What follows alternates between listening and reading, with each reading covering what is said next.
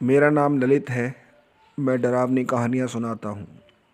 आप लोग मुझे कमेंट कर कर बताएं आप कहाँ से मेरी कहानी सुन रहे हैं। जय श्री राम। तो स्वागत है आपका खुद के यूट्यूब चैनल पर, जिसका नाम है कश्यप जी का तहलका। तो ज़्यादा देर न करते हुए शुरू करते हैं आज की कहानी। मेरा नाम विजय है। मैं मुरादाबाद के पास एक छोटे से गांव में रहता हूँ। मैं शादियों पार्टियों में हलवाई का काम करता हूँ। सर्दियों का मौसम था और शादियों का सीज़न भी शुरू हो गया था। मैं अपने साथी राम सिंह से बोला, चलो इस बार काम ठीक समय पर मिलने लगा। सब कुछ सही चल रहा था। उस खौफनाक घटना से पहले मुझे उस जगह हलवाई के काम के लिए काफ़ी दूर जाना था, पर चिंता इस बात की थी कि उस दिन मेरे पास 3 जगह का काम था। तीनों जगहें आपस में काफ़ी दूर थी। मैंने सोचा कोई नहीं, जल्दी जल्दी मेन काम निपटा कर दूसरे काम पर चला जाऊंगा और अपनी लेबर को पहले ही सब कुछ समझा दूंगा कैसे क्या करना है। वैसे मैंने पहले भी एक दिन में 4-5 हलवाई के काम ठीक समय पर पूरे कर दिए थे। काम का समय आ गया। पहला काम ठीक ठाक करने के बाद मैं राम सिंह से बोला, अब तू यहाँ संभाल ले, मैं दूसरे काम पर जा रहा हूँ। उसे भी काम का अच्छा तजुर्बा था। उसने कहा ठीक है, मैं यहाँ संभाल लूँगा। मैंने अपनी साइकिल उठाई और दूसरे काम पर चल पड़ा। वो जगह थोड़ी दूर थी, पर मैं टाइम से पहुँच गया और वहाँ का काम देखा तो काफ़ी काम लेट हो रहा था। मैंने जल्दी जल्दी सारे मेन काम निपटवा दिए। कुछ समय बाद काम हमारे कंट्रोल में था। मैंने कारीगरों को सारा काम समझा दिया और तीसरे काम पर जाने लगा। मैंने अपनी साइकिल उठाई तो हल्का हल्का अंधेरा होने लगा था। शायद इसी कारण मैं उस गांव का रास्ता भूल गया और देखने लगा कोई दिख जाए तो रास्ता पूछ लूं, पर काफ़ी देर देखने के बाद भी कोई नहीं दिखा। फिर से आगे की तरफ चलने लगा, तभी मुझे आगे से 2-3 आदमी आते दिखाई दिए। मैंने उनसे पूछा, भाई साहब, यहाँ कहीं आसपास शादी हो रही है क्या? तभी उनमें से एक जना बोला, हाँ हो तो रही है, हम भी वहीं से आए हैं। मैं बोला, मुझे भी वहीं जाना है काम करने के लिए, तो मुझे रास्ता बता दो। फिर दूसरा आदमी बोला, वो बड़े बड़े पीपल के पेड़ हैं ना, उसी के पास शादी हो रही है। मैंने जल्दीबाजी में उनकी बात पर ध्यान नहीं दिया और साइकिल लेकर चलने लगा। बहुत खौफनाक माहौल था उस रास्ते पर। जंगली जानवरों की आवाज़ उस माहौल को और भी डरावना बना रही थी। मैं उस जगह पहुंचा तो सबका ठीक ठाक चल रहा था तो सब काम ठीक ठाक चल रहा था, पर मुझे एक भी अपनी पहचान का कारीगर नहीं दिख रहा था। वहाँ के हलवाइयों से मैंने पूछा तो किसी ने कोई जवाब नहीं दिया। वहाँ पर मुझको एक बात समझ नहीं आ रही थी कि सारे खाने की चीज़ों को ढक कर रख रखा है। मैंने सोचा चलो बाहर निकल कर थोड़ा इधर उधर देख लूँ, क्या पता कोई पहचान वाला मिल जाए, पर मुझे टेंट से बाहर जाने का रास्ता नहीं मिल रहा था। मुझे कुछ घबराहट सी होने लगी। तभी एक आदमी मेरे पास छोटे कद का आया और बोलने लगा, भाई साहब तुम किसके साथ आए हो? मैं बोला, मैं हलवाई हूँ, शायद इस जगह गलती से आ गया।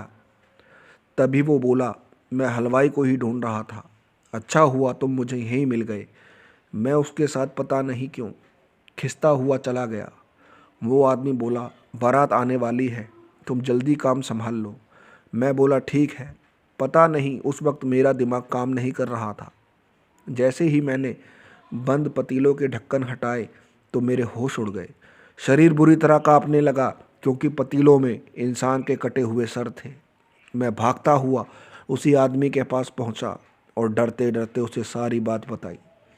वो मुझे फिर से पतीलों के पास लेकर आ गया और मुझे बोला, दिखाओ कहाँ है कटे हुए इंसानी सर। मैंने डरते डरते उस तरफ नज़र घुमाई तो पतीले में गुलाब जामुन भरे पड़े थे। मैं चौंक गया, ऐसा कैसे हो सकता है? तभी वो आदमी बोला, जल्दी जल्दी काम सेट कर लो, बारात आ रही होगी। मैं काम करने लगा, पर एक बात डरा रही थी क्योंकि मेरे अलावा भी कई लोग थे, पर किसी भी तरह की कोई आवाज़ नहीं आ रही थी। चारों तरफ से बस जंगली जानवरों की आवाज़ें आ रही थी जो मेरा डर बढ़ा रही थी। तभी मैंने सारे पतीलों के ढक्कन खोले तो उसमें तरह तरह की बढ़िया मिठाइयाँ, सभी तरह की सब्जियाँ और भी बहुत कुछ था। तभी मुझे बैंड बाजे की आवाज़ सुनाई देने लगी। मुझे लगा बारात आ गई। तभी वो छोटे कद का आदमी मेरे पास आकर बोला, भाई साहब बारात आ गई है, जल्दी जल्दी पूड़ियाँ बना लो। मैंने उससे कहा, भाई साहब टोटल कितने आदमी होंगे? वो बोला, ज़्यादा नहीं है, तुम जल्दी काम कर लो। फिर वो आदमी चला गया। मैंने कढ़ाई उठाई और चूल्हे पर रखी और तेल ढूंढने लगा। तभी मेरी नज़र टेबल के नीचे पड़े तेल के टीनों पर गई। मैंने तेल का एक टीन उठाया और उसे जैसे ही कढ़ाई में डालने लगा तो मेरे हाथों से टीन छूट गया। मैं डर के मारे बुरी तरह कांप रहा था, क्योंकि टीन में तेल की जगह खून था। मैं डरते डरते उसी छोटे आदमी के पास पहुंचा तो वहां का नज़ारा देख मेरे होश उड़ गए। कलेजा हलक में आ गया, क्योंकि वहां सभी लोग के चेहरे बदल गए थे। किसी का सर नहीं था तो किसी का पूरा शरीर कटा फटा था। इतना खौफनाक मंजर देख मैं बेहोश हो गया। जब मेरी आंखें खुली तो सुबह हो चुकी थी। मैं इधर उधर देखने लगा तो डर के मारे मेरे हाथ पैर कांपने लगे, क्योंकि वहाँ शमशान घाट था। मैं वहाँ से चलकर अपने घर पहुँचा और सबको अपने साथ घटी सारी घटना बताई। सभी लोग डर गए। बस दोस्तों, कहानी में इतना ही। सुनते हैं अगली कहानी। हेलो दोस्तों, मेरा नाम ललित है। मैं सुनाता हूँ खौफनाक कहानियाँ। तो तैयार हो जाएं आप डर से सामना करने के लिए। मेरा नाम पंकज है। मैं उत्तर प्रदेश का रहने वाला हूँ। मैं गांव में दूध की डेयरी चलाता और खेती करता हूँ। मेरी शादी हो चुकी है और मेरे 2 बच्चे हैं। सब कुछ सही चल रहा था उस खौफनाक डरावनी रात से पहले। सर्दियों का मौसम था। जल्दी दोपहर के वक्त। मुझे क्या पता था कि मेरा ही वक्त आज उल्टा चल रहा है। मैंने दोपहर को सारा काम पूरा करा ही था कि भागते हुए जगपाल आया और बोला, पंकज तुम्हारी सास की तबीयत खराब है, तुम उन्हें देखने के लिए नहीं जाओगे? मैंने इतना सुना ही था कि सीमा मेरी पत्नी वो रोने लगी और बोली, चलिए जल्दी चलते हैं। हमने अपने दोनों बच्चों को उनके दादा दादी के पास छोड़ा और अपनी मोटरसाइकिल से चल पड़े। मैंने सीमा से कहा, आज अमावस की काली रात है, जिस वजह से ज़्यादा अंधेरा होने लगा है। मेरे घर से मेरी ससुराल 70 किलोमीटर दूर है, पर ससुराल से 15 किलोमीटर दूर ही हमारी मोटरसाइकिल खराब हो गई और सामने ही कब्रिस्तान था। सीमा डरने लगी। मैं बोला, डरो मत, थोड़ा आगे चलते हैं, वहाँ से कोई दूसरी सवारी कर लेंगे। सीमा ने कहा, ठीक है। हम दोनों आगे चौराहे पर पहुँचे। वहाँ 2-3 आदमी बैठे बातें कर रहे थे। मैंने उनसे पूछा, भाई साहब विकासपुर के लिए सवारी यहीं से मिलेगी? उन्होंने हंसते हुए कहा, हाँ मिल जाएगी। मुझे कुछ अजीब सा लगा। सीमा ने कहा, फ़ोन कर लो घर पर, कोई आ जाएगा। सीमा ने इतना कहा ही था कि एक बस आकर वहीं रुकी। बस का कंडक्टर बोला, विकासपुर वाले चढ़ जाओ, विकासपुर वाले चढ़ जाओ। हमने मोटरसाइकिल वहीं छोड़ दी और बस में बैठ गए। बस में रात के हिसाब से ठीक ठाक सवारियां थी, पर बस में बहुत शांति थी। कोई किसी से बात नहीं कर रहा था, ना ही हिल डुल रहा था। थोड़ी देर बाद बस ने एकदम से ब्रेक मारा, जिस कारण सीमा के सर में चोट लग गई। खून आने लगा। कंडक्टर बोला, उतरो सब, खाली करो बस को, अब ये बस आगे नहीं जाएगी। मुझे लगा शायद विकासपुर आ गया, पर जैसे ही मैंने सीमा से कहा चलो उतरते हैं, मेरी आंखें फटी की फटी रह गईं, क्योंकि सीमा बस से गायब थी। मैंने इधर उधर देखा, नहीं दिखी। कंडक्टर से पूछा, मेरी बीवी को देखा है तुमने? कंडक्टर मुस्कुराते हुए बोला, वो देखो वो जा रही है तुम्हारी बीवी, और हंसने लगा। मैंने बस से नीचे उतरकर देखा तो देखता ही रह गया। डर के मारे मेरा बुरा हाल हो रहा था, क्योंकि सीमा उसी कब्रिस्तान में जा रही थी जहां हमारी मोटरसाइकिल खराब थी। मैंने पीछे मुड़कर बस को देखा तो बस पूरी तरह खाली खड़ी थी। ना ही ड्राइवर था, ना ही कंडक्टर। ये देख मेरे पैरों के नीचे से ज़मीन खिसक गई। मैंने अपना होश संभाला और सीमा को आवाज़ मारकर बुला ही रहा था कि मुझे पीछे से किसी के बात करने की आवाज़ आने लगी। मैंने मुड़कर देखा तो वही तीनों आदमी बैठकर बातें कर रहे थे जो चौराहे पर मिले थे। मैं समझ गया कि सब माया जाल है। मैं और सीमा इसमें बुरी तरह फंस गए हैं। पर मैं हिम्मत करके कब्रिस्तान में घुस गया जहाँ सीमा गई थी। मैं सीमा को ढूंढने लगा पर वो कहीं नहीं दिख रही थी। मुझे किसी ने पुकारा, पंकज आ जाओ, मैं यही हूँ। पंकज आ जाओ, मैं यही हूँ। मैंने पीछे देखा तो सीमा थी, पर वो आदमी की आवाज़ में मुझे बुला रही थी। मैं इतना डर गया, मुझे लगा दिल की धड़कन रुकने वाली है। सर्दियों की रात में मुझे पसीना आ रहा था। मुझे लगा किसी ने मेरा पैर पकड़ लिया और दबाने लगा, जिस कारण मुझे दर्द हो रहा था। तभी सीमा बोली, पंकज बचाओ मुझे, ये आदमी नहीं छोड़ेगा, पंकज बचाओ मुझे।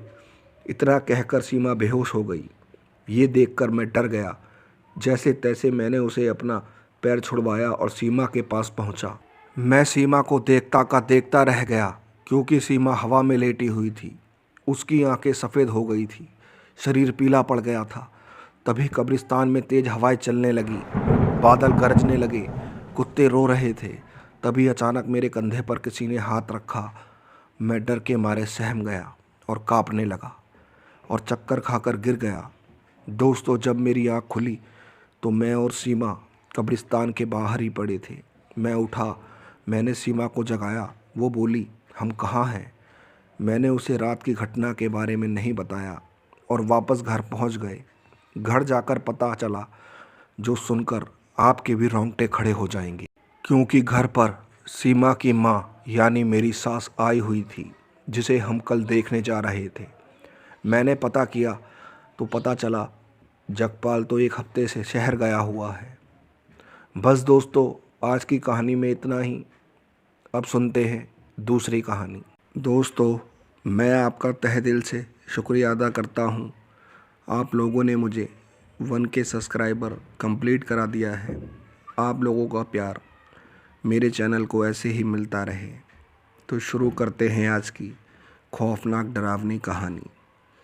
मेरा नाम मोंटी है। मेरी उम्र 30 साल की है। मैं मुंबई का रहने वाला हूँ और मुंबई के वर्सोवा के पास जॉब करता हूँ। परिवार में मेरे माता पिता और एक बड़ी बहन है। पिछले ही साल उसकी शादी हो गई। ये बात जब की है, जब मेरी नई नई जॉब लगी थी। ऑफिस से मेरा आज पहला दिन था। मुझे रात की ड्यूटी करनी थी। उस ऑफिस में एक सिक्योरिटी गार्ड था। मैं नीचे गेट पर बैठा था। तभी मुझे ऑफिस की लाइट ऑन ऑफ होती दिखाई देने लगी। मुझे लगा शायद कोई होगा जो रात में काम कर रहा होगा। उस पूरी रात बिल्डिंग में हर फ्लोर पर लाइट ऑन ऑफ होती दिख रही थी। सुबह हो चुकी थी। मैं अपनी मोटरसाइकिल लेकर घर की तरफ जाने लगा। मैंने काफ़ी कोशिश करी, मोटरसाइकिल स्टार्ट नहीं हो रही थी। फिर मैंने दूसरे आदमी से मोटरसाइकिल में धक्का लगाकर स्टार्ट करने को कहा। वो आदमी बोला, इस ऑफिस के गेट के बाहर निकाल लो अपनी मोटरसाइकिल, तब वो स्टार्ट हो जाएगी।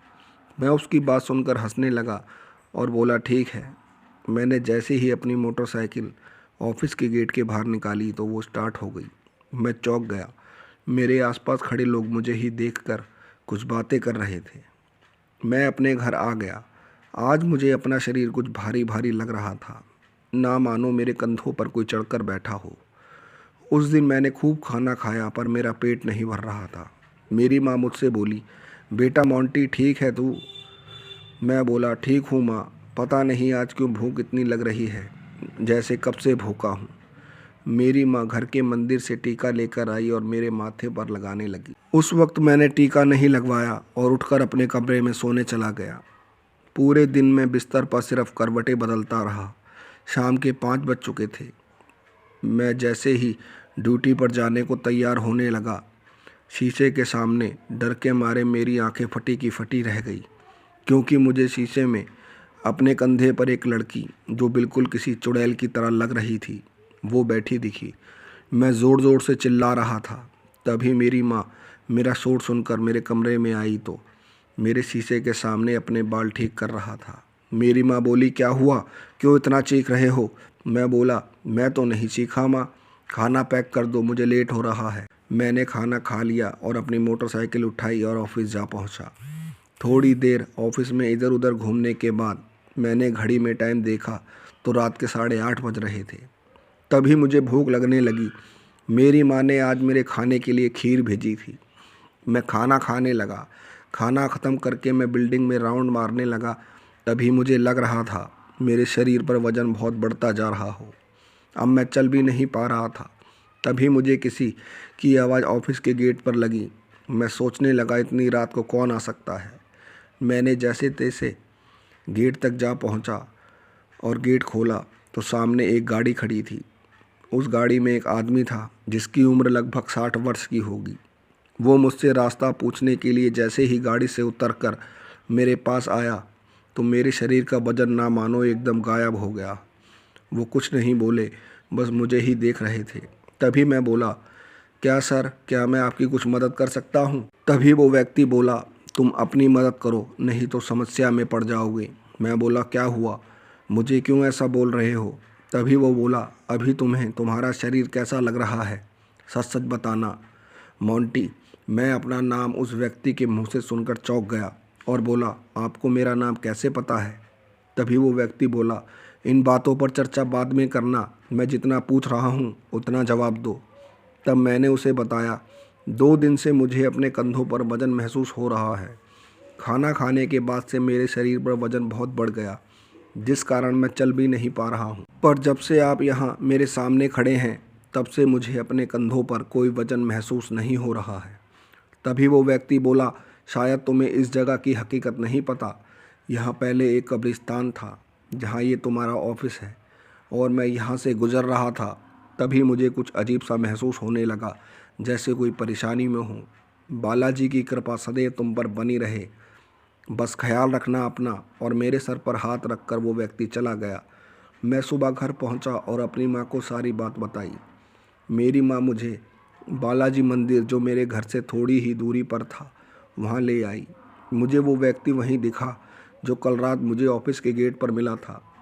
मैं जल्दी से उसके पास गया। मैंने उस व्यक्ति के पैर छुए तो वो बोला, मेरे नहीं, बालाजी के पैर छुओ।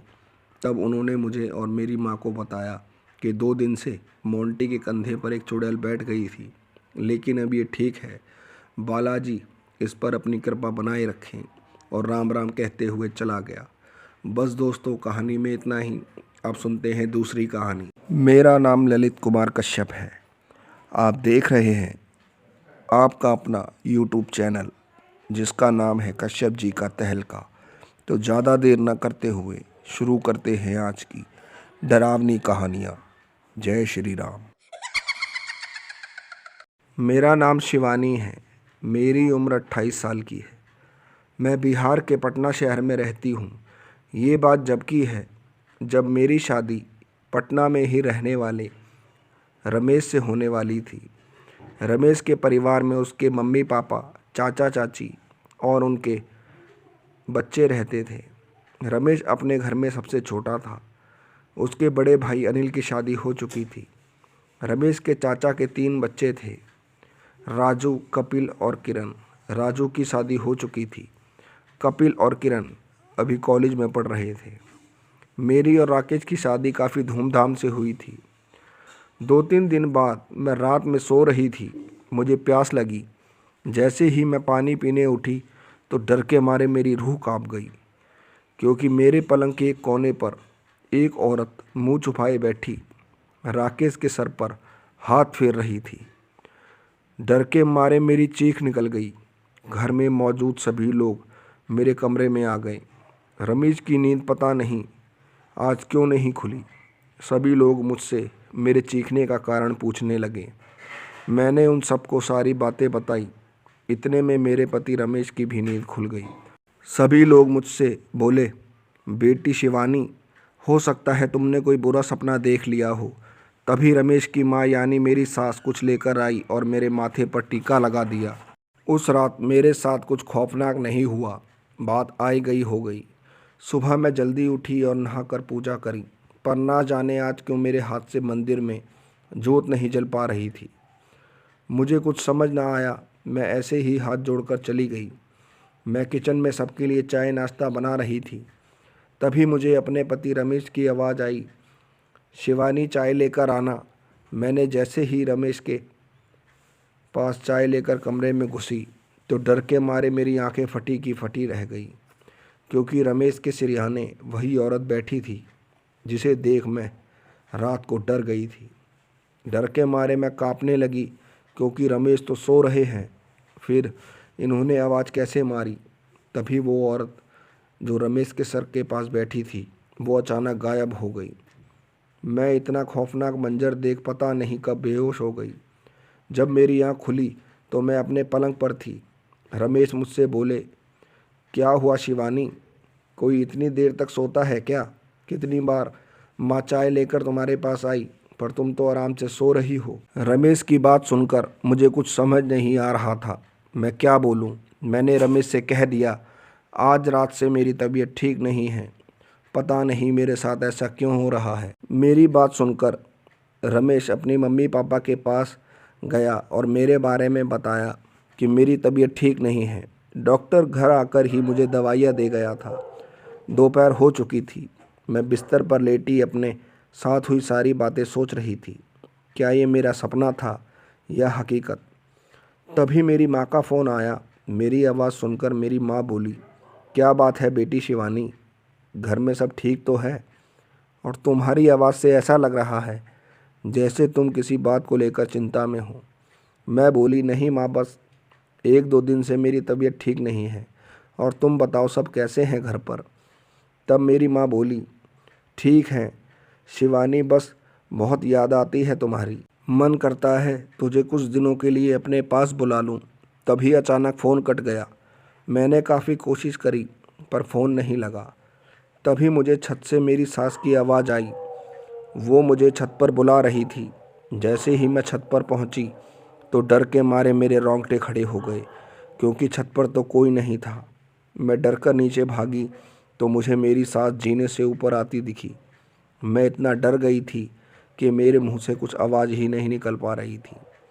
मेरी सास ने मुझे संभाला और घर के सभी लोगों को बुला लिया और मेरे घर वालों को भी खबर कर दी। शाम हो चुकी थी। सभी लोग मेरे घर से भी आ गए थे।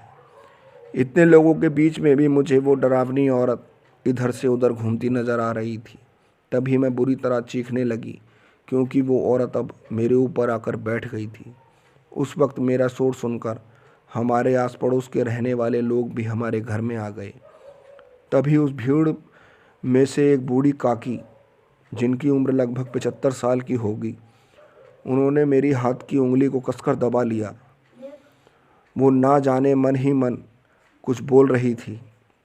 तभी मुझे उस डरावनी औरत जो मुझे ही दिख रही थी, उसके चीखने की आवाज़ आने लगी। थोड़ी ही देर में वो बुरी आत्मा कहीं गायब हो गई और मैं बेहोश। जब मेरी आँख खुली तो मैं मेहंदीपुर बालाजी मंदिर में थी और वही बूढ़ी काकी जिन्होंने मेरी उंगली को दबा रखा था वो मेरे साथ थी। और मेरे परिवार वालों और मुझको उस बूढ़ी काकी ने तो बताया तो सबके होश उड़ गए। उन्होंने बोला, गीता की शादी के बाद कोई बुरी आत्मा ने गीता के शरीर को पाने की चाहत में उस पर कब्जा कर लिया था, लेकिन अब बालाजी की कृपा से सब ठीक है। बस दोस्तों, कहानी में इतना ही। कहानी अच्छी लगी हो तो प्लीज़ चैनल को लाइक करें, सब्सक्राइब करें, शेयर करें। आप कहाँ कहाँ से मेरी कहानी सुनते हैं प्लीज़ कमेंट कर कर ज़रूर बताएं। जय हिंद, जय भारत। नमस्कार दोस्तों, ये कहानी अजीत सिंह नाम के एक फॉरेस्ट ऑफिसर की है। आसाम के घने जंगलों के बीचों बीच उसे एक कॉटेज मिला है। वो बहुत खुश था। चलो बार बार आना जाना पड़ता है अगर उसे रहने की जगह दूर मिलती, पर उसे काम करने के साथ ही रहने की जगह भी मिल गई।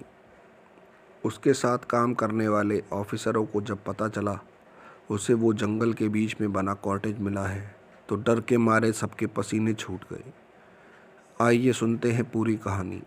तो स्वागत है आपका खुद के YouTube चैनल पर, जिसका नाम है कश्यप जी का तहलका। तो ज़्यादा देर ना करते हुए शुरू करते हैं आज की दिल दहला देने वाली कहानी। तो हो जाओ तैयार डर से सामना करने के लिए। जय श्री राम। अजीत का ट्रांसफ़र देहरादून से आसाम में हो गया। वो भूत प्रेतों पर विश्वास नहीं करता था। 2 दिन बाद उसे आसाम में अपनी जॉइनिंग देनी थी। वो ड्यूटी से 1 दिन पहले आसाम पहुंच गया सभी लोगों ने उसका अच्छा स्वागत करा। वो सबसे मिलकर अपने कॉटेज की तरफ जाने लगा, पर अजीत के साथ काम करने वाले लोग की हिम्मत नहीं हो रही थी। लेकिन वो अपने बड़े अफसर की बात को ना टाल पाए। शाम होने से पहले ही वो लोग उस कॉटेज से अपने अपने घर चले गए। अंधेरी रात में उस जंगल से आती जंगली जानवरों की आवाज़ उस माहौल को और भी खतरनाक बना रही थी।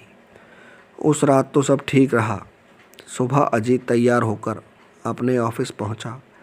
सब लोगों ने ड्यूटी के पहले दिन अजीत का जमकर स्वागत करा। उनमें से कई लोगों ने अजीत को जंगल के बीचों बीच बने कॉटेज में ना रहने की सलाह दी। अजीत ने उनसे वहां रुकने का कारण पूछा तो सभी लोगों ने एक ही बात करी कि वहां भूत प्रेत और चुड़ैल के साए घूमते रहते हैं। उनकी बात सुनकर अजीत तेज तेज हंसने लगा और बोला, भाइयों, आप सब भी भूत प्रेतों की बात आज के ज़माने में करते हो, ऐसा कुछ नहीं होता। फिर भी कई लोगों ने उसे वहाँ रुकने की सलाह नहीं दी। 2-4 दिन बाद अजीत अपनी ड्यूटी करने के बाद अपने कॉटेज में आराम करने लगा। उसे भूख लगने लगी, पर आज उसका खाना अभी नहीं आया था। तभी उसने सोचा, क्यों ना थोड़ी देर बाहर घूम लेता हूँ। जब से मैं यहाँ आया हूँ इस तरफ नहीं घूमा। वो हाथ में टॉर्च उठाए कॉटेज के पीछे की तरफ चलने लगा। जंगल का माहौल बिल्कुल शांत था। तभी उसे जंगल में एक पक्की रोड दिखी। वो बहुत ही पुरानी रोड थी। वो उसी रास्ते पर चलने लगा। तभी उसे कुछ ही दूरी पर एक औरत रास्ते पर सर झुकाई रोती हुई दिख रही थी। वो धीरे धीरे उसके करीब पहुंच रहा था। उसके मन में भी बहुत से सवाल थे कि मैं उस औरत से पूछूं कि नहीं, उसे क्या दिक्कत है। वो सीधा चलता गया। उसने नहीं पूछा। तभी उसे अपने आगे फिर वही रोड किनारे रोती दिखाई दी। उसे देख अजीत सहम गया और उसके पास जाकर बोला, तुम यहाँ इतनी रात में इस घने जंगल में बैठी क्यों रो रही हो? तब उस औरत ने अपना चेहरा ऊपर अजीत की तरफ उठाया तो डर के मारे अजीत की आंखें फटी की फटी रह गई। डर के मारे अजीत बुरी तरह कांपने लगा, क्योंकि औरत के मुंह पर 3 आंखें लाल रंग की थी, बड़े बड़े दांत थे। इतना खौफनाक मंजर देख अजीत अपने कॉटेज की तरफ भागने लगा। तभी कुछ ही दूरी पर अजीत को वही औरत पेड़ पर उल्टी लटकी दिखाई दी। वो ज़ोर ज़ोर से शैतानी हंसी हंस रही थी। अजीत भागते भागते अपने कॉटेज में घुस गया और कॉटेज का दरवाज़ा अंदर से बंद कर लिया। उसे इस वक्त ऐसा लग रहा था जैसे न जाने कितने लोग उसे उसके नाम से पुकार रहे हों। वो डरता डरता सोफे पर बैठ गया। उसने थोड़ी सी शराब पी। पीते पीते कब उसकी आंख लग गई उसे पता न चला। तभी अचानक अजीत को अपने सीने पर कुछ वजन सा महसूस होने लगा। डर के मारे वो अपनी आंखें भी नहीं खोल रहा था। वजन इतना बढ़ता जा रहा था कि अजीत को सांस लेने में भी मुश्किल हो गई। तड़पते हुए उसने अपनी आंखें खोली तो चौंक गया, वहाँ कोई ना था। तब अजीत उस कॉटेज के बाहर भागने लगा। भागते भागते वो अपने साथ काम करने वाले व्यक्ति के घर जा पहुंचा। उसकी ऐसी हालत देखकर वो भी डर गया। वो बोला, क्या हुआ सर? ऐसा किसने किया आपके साथ? तब अजीत ने उसे अपने साथ घटी सारी घटना बताई। सुबह हो चुकी थी और भी अजीत के साथ काम करने वाले उसके सहकर्मी वहां पहुंच चुके थे। तभी उनमें से एक बूढ़ा व्यक्ति जो उस जंगल में 30 वर्षों से ड्यूटी कर रहा था, वो बोला, अजीत सर, आप किस्मत वाले हैं जो बच गए, नहीं तो जिसने भी उस कॉटेज में रहना चाहा उसके साथ उन प्रेतों ने बहुत बुरा करा। तभी अजीत बोला, वैसे वो प्रेत सबको परेशान क्यों करते हैं? तभी वो व्यक्ति बोला, तुम इस बारे में ना जानो तो अच्छा है, और मुस्कुराते हुए चला गया। बस दोस्तों, कहानी में इतना ही। कहानी अच्छी लगी हो तो प्लीज़ चैनल को लाइक करें, सब्सक्राइब करें, शेयर करें। दूसरी कहानी। स्वागत है आपका खुद के यूट्यूब चैनल पर, जिसका नाम है कश्यप जी का तहलका। तो हो जाओ तैयार डर की गहराइयों में उतरने के लिए। जय श्री राम। मेरा नाम श्यामलाल है। मेरी उम्र लगभग 70 साल की है। ये बात जब की है जब मेरी उम्र 25 साल की थी। हम लोग उत्तर प्रदेश के एक छोटे से गांव में रहते थे। मेरे घर में मेरे माता पिता, मेरी पत्नी और मेरे 2 बच्चे थे। हम लोगों के पास कई भैंसें और बकरियां थी। मैं खेती करने के अलावा बैलगाड़ी भी चलाता था, जिससे उस वक्त आमदनी ठीक ठाक हो जाती थी। सब कुछ सही चल रहा था। तभी एक दिन मेरी माँ की तबीयत खराब हो गई, जिस कारण मुझे उनका इलाज कराने के लिए अपने बैल बेचने पड़ गए थे। कुछ दिनों बाद माँ की तबीयत भी ठीक होने लगी। उसी समय हमें अपनी खेती की फसल को बेचकर काफ़ी अच्छा मुनाफा हुआ था। शाम के वक्त हम सब खाना खा रहे थे। तभी मेरे पिताजी मुझसे बोले, बेटा श्यामलाल, इस बार की खेती भगवान की दुआ से अच्छी रही है। अच्छा मुनाफा हो गया है फसल बेचकर। तो बेटा तुम अपनी बैलगाड़ी के लिए नए बैल खरीद लो। मैंने कहा, ठीक है पिताजी, ऐसा ही करूँगा, और जाके सो गया। मैं सुबह उठा और गांव के 2-4 आदमियों से पूछा, अरे भाई, यहाँ कहीं किसी के पास बैल बिकाऊ है क्या? उन्होंने कहा, नहीं भाई श्यामलाल, यहाँ आसपास कोई भी अच्छे बैल नहीं है। मैं उदास मन लेकर घर आ गया। शाम का वक्त था। मैं घर के बाहर ही बैठा था। तभी मेरा दोस्त रमेश आया और बोला, भाई श्यामलाल, तुम्हारी अम्मा की तबीयत ठीक है अब? मैं बोला, हाँ भाई रमेश, अब भगवान की दुआ से सब ठीक है। और बताओ, तुम इतने दिनों से कहाँ थे? तभी रमेश बोला, भाई श्यामलाल, मैं राजस्थान गया हुआ था पशुओं का मेला देखने। बहुत अच्छी अच्छी नस्ल के पशु मिलते हैं वहाँ। तो तू बता क्या चल रहा है अब? मैं बोला, कुछ नहीं भाई रमेश, माँ की तबीयत खराब थी, इलाज के लिए पैसे कम पड़ गए थे, उसी कारण मुझे अपने बैल बेचने पड़ गए। पर अब स्थिति ठीक है। मुझे अपनी बैलगाड़ी के लिए नए बैल लेने थे। मैंने 1-2 गाँव में लोगों से भी पूछा कि वहाँ ठीक ठाक बैल होंगे या नहीं। तभी रमेश बोला, अरे श्यामलाल भाई, तू चिंता ना कर, अगले हफ्ते मैं फिर राजस्थान जा रहा हूँ अपने लिए भैंसें लेने, तू भी मेरे साथ चल। मैंने झट से कह दिया, ठीक है भाई रमेश, मैं चल पड़ूँगा। खाना खाकर मैं सो गया और घर पर सबको बता दिया मैं बैल लेने राजस्थान जाऊँगा। सब खुश थे, पर पिताजी बोले, बेटा श्यामलाल, पहले तुम इतनी दूर नहीं गए हो। मैं बोला, पिताजी, रमेश भी तो मेरे साथ जा रहा है, आप चिंता ना करें। मैं बोलकर सो गया। जाने का दिन आ चुका था। मैं तैयार हो गया। हम 5 लोग थे जो राजस्थान जा रहे थे। उस वक्त हमारे गांव के पास स्टेशन से रेलगाड़ी मिल जाती थी। वो 2-3 दिन में राजस्थान पहुंचा देती। हम लोग ट्रेन में बैठ गए और मैं अपने सफ़र का आनंद ले रहा था। तभी रमेश बोला, भाइयों, वहाँ सब एक साथ रहना, ज़्यादा इधर उधर अकेले मत घूमना। मैं बोला, क्यों भाई रमेश, ऐसा क्यों कह रहे हो? तभी रमेश बोला, श्यामलाल भाई, मैंने सुना है वहाँ कई भूत प्रेत भी घूमते हैं। मुझे लगा ये बात मुझे तुम सबको बता देनी चाहिए। मैं बोला, ठीक है भाई रमेश, हम ध्यान रखेंगे। और हम सो गए। सुबह आँख खुली तो रेलगाड़ी भागी जा रही थी। मैं रमेश से बोला, भाई वहाँ कब तक पहुँच जाएंगे? रमेश बोला, शाम तक पहुँच जाएंगे। फिर हम सब इधर उधर की बातें कर रहे थे। समय इतनी जल्दी बीत गया कि शाम होने वाली थी। बस कुछ ही देर में हम राजस्थान पहुँच गए। ट्रेन से उतरकर मैं बड़ा खुश था। रात हो चुकी थी। हम सब स्टेशन पर ही सो गए। सब कुछ सही था।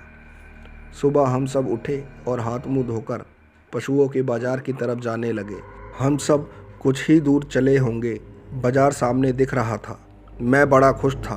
बाज़ार की रौनक देख लग रहा था यहाँ तो दुनिया भर के अच्छी नस्लों के जानवर हैं। सब लोग बाज़ार में घूमने जा रहे थे। तभी रमेश बोला, भाइयों, सब अपनी अपनी पसंद का जानवर खरीद लो और यहीं पर आना। यहीं से गाड़ी किराए पर कर लेंगे, जिससे जानवर भी ठीक से गांव पहुंच जाएंगे। हम सब निकल गए। दोपहर हो चुकी थी। मुझे अभी तक अपने हिसाब के बैल नहीं मिले। मैं बाज़ार में घूमता घूमता काफ़ी आगे आ गया। तभी मुझे एक बैलों की जोड़ी काफ़ी पसंद आ गई। बैल वाले से काफ़ी मोल भाव करने के बाद सौदा पट गया। सूरज छुप चुका था। मैं रमेश की बताई जगह शायद भूल गया काफ़ी देर ढूंढने के बाद मुझे वहाँ कोई नहीं मिला। अब बाज़ार भी खाली होने लगा था। अब मुझे चिंता होने लगी थी क्योंकि मैंने बैलों के लिए सारे पैसे खर्च कर दिए। मैं ये सोचने लगा, अगर सब चले गए होंगे तो मैं घर कैसे जाऊँगा। मैं इतना सोच रहा था, तभी मुझे वहीं आदमी दिखा जिससे मैंने बैल खरीदे थे। मैंने उसे अपनी सारी परेशानी बताई तो उसने मुझे 50 रुपये दिए और बोला, भाया तुम भी यहाँ से जल्दी चले जाओ, यहाँ रात के वक्त रुकना ठीक नहीं है। मैंने उससे रास्ता पूछा। शायद उसे भी उत्तर प्रदेश का रास्ता नहीं मालूम था, पर उसने मुझे एक रोड की तरफ इशारा करके बता दिया कि भाया यही रास्ता शहर की तरफ जाता है। फिर वो चला गया। मैं भी अपने बैलों को लेकर चलने लगा। रात काफ़ी बीत चुकी थी। मुझे गांव सा नज़र आने लगा। मैं बैलों को खींचता हुआ उस तरफ मुड़ गया ताकि रात को थोड़ा आराम कर लूं और हम सुरक्षित भी रहेंगे। मुझे क्या पता था कि ये खौफनाक रात मुझे ज़िंदगी भर याद रहेगी। मेरे बैल उस तरफ ना जाने क्यों नहीं जाना चाहते थे, मैं कुछ समझ नहीं पाया। जैसे तैसे उन्हें खींचता हुआ उस गांव की तरफ बढ़ा चला जा रहा था। कुछ अजीब सा एहसास हो रहा था मुझे। तभी मैं गांव में घुसा तो चारों तरफ लोगों की चहल पहल थी। बच्चे खेल रहे थे। मैं मन में सोचने लगा, ये कैसा अजीब गांव है, यहाँ रात को भी सब इधर उधर घूम रहे हैं। तभी मेरे पास एक बूढ़ा आदमी आया। वो मुझसे बोला, कौन हो भाया, यहाँ इतनी रात में कोई नहीं आता। मैंने उसको अपनी सारी परेशानी बताई तो उसने मेरे लिए गांव से बाहर एक जगह पर सोने की व्यवस्था कर दी। मुझे भूख भी लग रही थी। तभी वही आदमी मेरे लिए एक थाली में बढ़िया बढ़िया पकवान ले आया, जैसे अभी अभी मेरे लिए ही बनाए हों। उसने मुझसे कहा, परदेसी सो जाना आराम से, रात को उठकर गांव के अंदर मत आना। इतना कहकर वो चला गया। पर किस्मत खराब हो तो ऊंट पर बैठे आदमी को भी कुत्ता काट लेता है। खाना खाने के बाद मैं सोने जा रहा था। तभी मुझे प्यास लगने लगी। मैं बोला, अरे वो खाना तो दे गया पर पानी लाना भूल गया, चलो मैं ही पानी ले आता हूँ। मैं ये बात भूल गया कि उस आदमी ने मना करा था रात को गांव में मत घूमना। मैं गांव के अंदर घुसा तो जंगली जानवरों की आवाज़ें आने लगी। मैं डर गया। मैं डरते डरते देखने लगा, शायद कोई आदमी मिल जाए तो उससे पूछ लूँगा पानी के लिए। जैसे जैसे मैं गांव में अंदर घुस रहा था वैसे वैसे मेरा खौफ बढ़ता जा रहा था, क्योंकि मैंने जब देखा था तो बड़ी चहल पहल थी। अब तो पूरा गांव ही सुनसान पड़ा है। तभी पीछे से किसी ने मेरे कंधों पर हाथ रखा। मैंने जैसे ही पीछे देखा तो एक आदमी खड़ा था, जिसे देख मैं बुरी तरह कांपने लगा। मुझे लग रहा था कि मेरे प्राण आज ही निकल जाएंगे, क्योंकि उसका आधा शरीर था ही नहीं। तभी मैं भागने लगा तो सामने से एक और आदमी चला आ रहा था। उसे देखकर तो मेरी सांसें अटक गई, क्योंकि उसके शरीर से पैरों के ऊपर का हिस्सा ही नहीं था। मैं डर के मारे इधर उधर भागने लगा। तभी मेरी नज़र एक औरत पर पड़ी। वो पेड़ों पर इधर उधर कूदती हुई रो रही थी। मुझे लगा बहुत बड़ी गलती कर दी मैंने इस गांव में आकर। तभी मुझे ध्यान आया, उस आदमी ने मुझे मना किया था कि गांव के अंदर मत आना। अगर मैं वापस बाहर चला जाऊं तो शायद मेरी जान बच सकती है। मैं इतना सोच रहा था, तभी मुझे लगा कि मेरे चारों तरफ से लोग आ रहे हैं। उन्हें देख मेरे पैरों के नीचे से ज़मीन खिसक गई। शरीर के सारे रोंगटे खड़े हो गए, क्योंकि उन सब के शरीर सड़े गले थे। वो धीरे धीरे मेरी ओर बढ़े चले जा रहे थे। मैं भगवान का नाम लेकर गांव से बाहर की तरफ भागने लगा। अंधेरा इतना था कि मैं भागते भागते अपने बैलों से टकरा गया और बेहोश हो गया।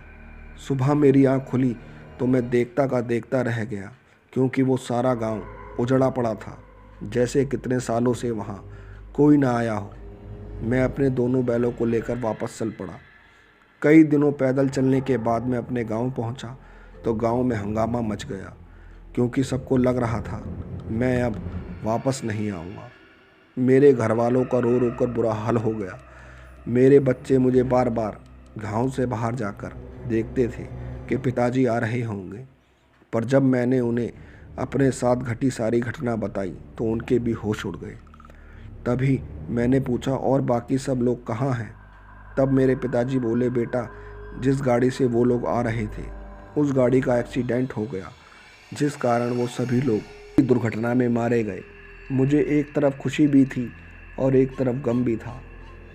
बस दोस्तों, कहानी में इतना ही। कहानी अच्छी लगी हो तो प्लीज़ चैनल को लाइक करें, सब्सक्राइब करें, शेयर करें। जय श्री राम, जय हिंद, जय भारत।